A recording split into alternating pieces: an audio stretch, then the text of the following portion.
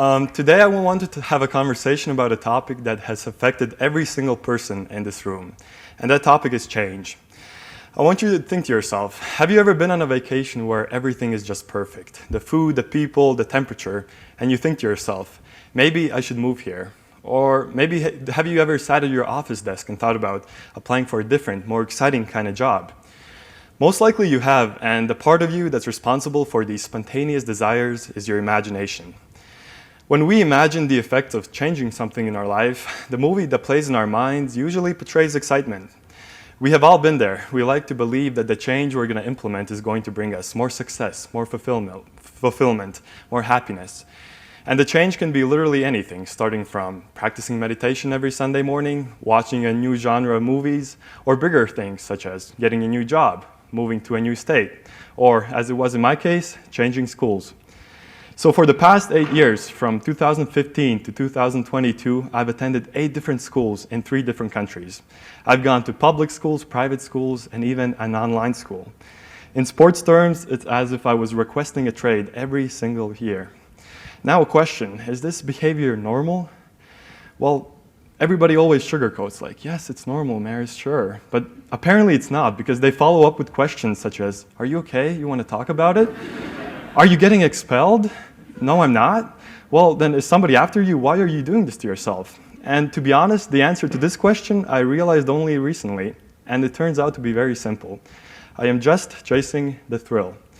So just like we don't consciously choose who we fall in love with, I also believe we don't consciously choose what we find exciting in life. This happens naturally and randomly through little actions we take over the course of our lives. For me personally, my love for fresh starts wasn't a conscious decision, since one evening when I was 15, my parents told me, so we're moving to Belgium. I couldn't really say, no, we're not. So my first change was a forced one. But with every change thereafter, I became more and more addicted to being on the move. I became more and more obsessed with the idea that the next destination, that the next school is the missing piece for me to finally feel happy and content about myself, my relationships, and about life in general. So in the following moments, I'm going to condense these past 8 years of constant change into about 10 minutes using a model I created over the past summer, which I call the journey of change. We're going to look at the feelings and the change of perspective which would occur if you yourself would take part of consistent change, for example, 8 jobs in 8 years or 8 countries in 8 years. Of course, I have based this model off my own experience and on people who have lived through something similar, but I have generalized it enough where I can confidently say that if you take part of consistent change, you will be able to relate to it. So at the end of this speech, there may be 2 scenarios. Maybe I will motivate you to finally make that change in your own life. Or maybe the speech will reaffirm that where you currently are is exactly where you're supposed to be. But whatever is the result, it's important to remember that change has been part of your life and change will be part of your future. We can't avoid it. Just like death and taxes, it's inevitable. Yeah, I guess taxes, you can kind of make your way around them. But the big picture is that change is here to stay. So we need to be more comfortable with this topic. So the very first feeling you will experience on the journey of change is motivation. For some reason, fresh starts motivate us humans.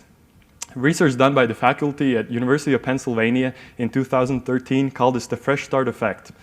This study found that we like to commit to new goals at fresh starts. For example, we are 55% more likely to commit to new goals after a federal holiday, 62% more likely on a regular Monday, and this is no shocker, but staggering 145% more likely on New Year's. We like to commit to new goals at fresh starts because these seemingly important dates in our minds allow us to separate our current selves from our past mistakes, from our past imperfections. New year, new me type of mentality. Same effect happens when you change a school or move to a new country. You feel this intention to better yourself. You feel this cliche opportunity to create a new identity for yourself. And this intention to improve is the first reason why I suggest making the change, if you feel the urge to do so. If you don't really feel motivated to, in a sense, start from the beginning, then that's fine too. But then a big change probably isn't what you need right now. Moving along, we have discomfort. Here we go. You feel invincible until you physically make the move. Then, all of a sudden, you're faced with an unknown environment, new people, unusual traditions.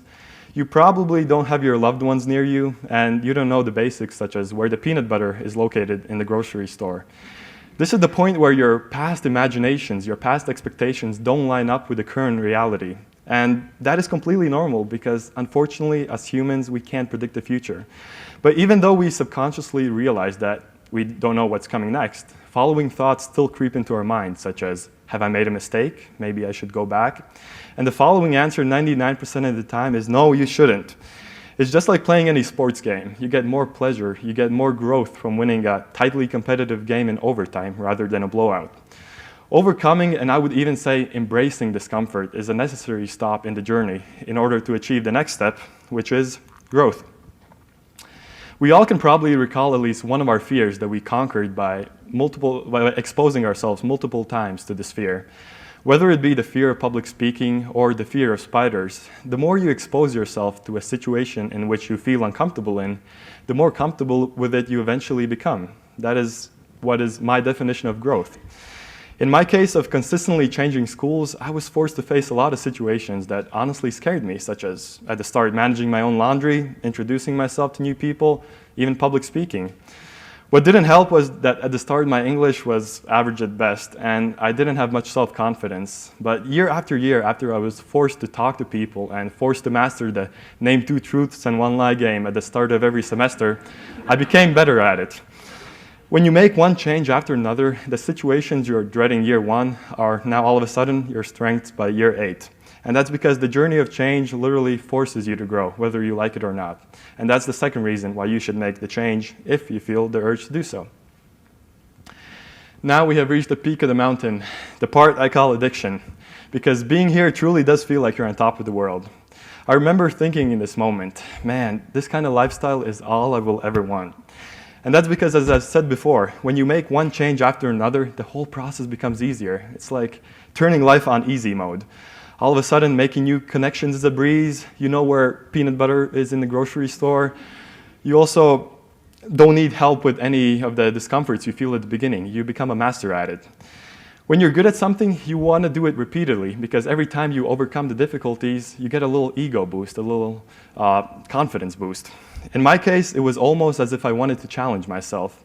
And a good story that illustrates this irrational decision process happened when I was a sophomore at University of Latvia. It was a random December evening, and I was just doing some accounting homework at my desk. And December is usually the time every single year when I start to daydream about potential change. It's a time when I start to imagine that a new environment could possibly make me happier and solve all of the normal daily problems I was experiencing.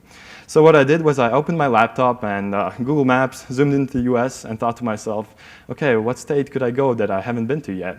And then suddenly I remembered, my freshman year, when I was at University of Tampa in Florida, I went on a spring break trip to Zion National Park in Utah. And all of a sudden, in this cold, dark December evening, all these positive emotions from the trip started to surface. And while I was on this emotional high, I Googled closest universities to Zion. And the first thing that popped up, Southern Utah University. Long story short, 8 months later, I was in Utah telling 2 truths and 1 lie about myself and introducing myself to new people. Looking back at it, by no means this is a logical decision. I still don't know what my parents thought of me when I told them I'm going to transfer for the 8th time, and I don't want to know, actually. But all along, this has never been about making the correct, calculated decision. It's been about what feels right, what feels exciting, what feels like I'm getting closer to the thrill I'm chasing.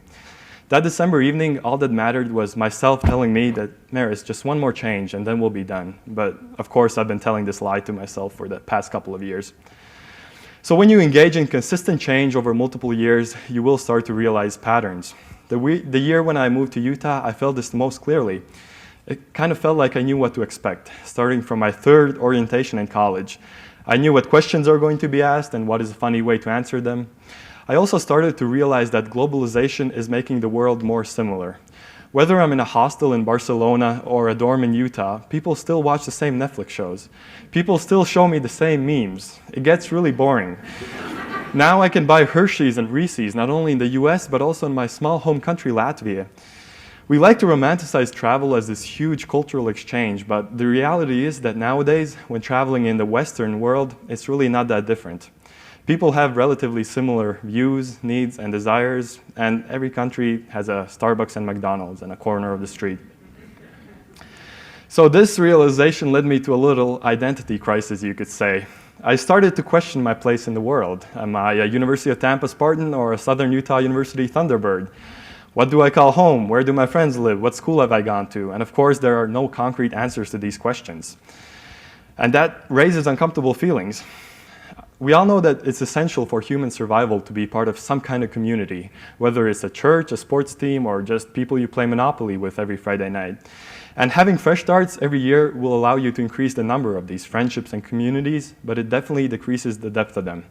Trying to keep in touch with a person you've known for a year is much, much harder than a person you've known for multiple. The journey of change expands your perspective on life significantly, and paradoxically, this expansion also allowed me to realize the flaws of this chase. Now we have reached the bottom of the mountain, the lesson. This is the part where you realize that more of the same will just be more of the same. Suddenly, there is no more thrill in the chase. You used to pack your bags one day in advance, now you do it 1 hour before you leave. You used to look forward to introducing yourself to new people, but now you don't really bother because you know you'll be gone relatively soon. And most importantly, you used to look forward to overcoming the challenges in the beginning, but now you start to be really afraid of them again. This is the 9th year in this story for me, and believe it or not, I have actually returned back to the same school for the 2nd year in a row. It definitely feels weird, but at the same time, it feels genuinely right. The best feeling is to start a school year for once by saying, "Hey, Kiyoki, how was Hawaii over the summer?" Not by, "Hey, what's your name? What's your major? Where are you from?" Coming back to a place where I don't subconsciously associate my daily problems with the environment around me. And this new thinking, this new behavior isn't because my surroundings are luxurious or high class. It's because I've finally internally accepted the fact that by chasing happiness, I will never truly achieve it. Because the truth is that true and honest happiness lies inside every single one of us, right now as I speak. Not in a new country, not in a new school. And that is the main reason why I suggest making the change if you feel the urge to do so. Because by going through this journey, not only you will create amazing memories and just expand your perspective on life significantly, but while you're satisfying this desire for change, you will realize that the thrill you're chasing is slowly evolving to something quite the opposite of change. Now, what makes me excited are long-term plans. Now, what I seek are commitments to my friends, communities, and most importantly, my family. But if you have this desire for change, unfortunately, you can't just listen to my TED Talk and say, okay, now I don't need it anymore. To satisfy this desire, you need to go through the journey for yourself. And for some, it might take a year. For others, it might take 10. But however long it takes, I guarantee you, you will know and feel when it's over. And when it's finally over, don't feel sad that you're losing interest in something you used to love. Approach these intersections in your life with the mindset of a new opportunity ahead, with the mindset there's better times ahead. Because as I said in the beginning, nothing in this life has and never will be constant. While this is a bit scary, it's truly liberating once you accept the fact. So yes, cherish the memories, scroll on your camera roll all the fun times you had with your friends at midnight. But when it's time to move on, please embrace change. Find new thrills, learn from them, and go chase them. Thank you.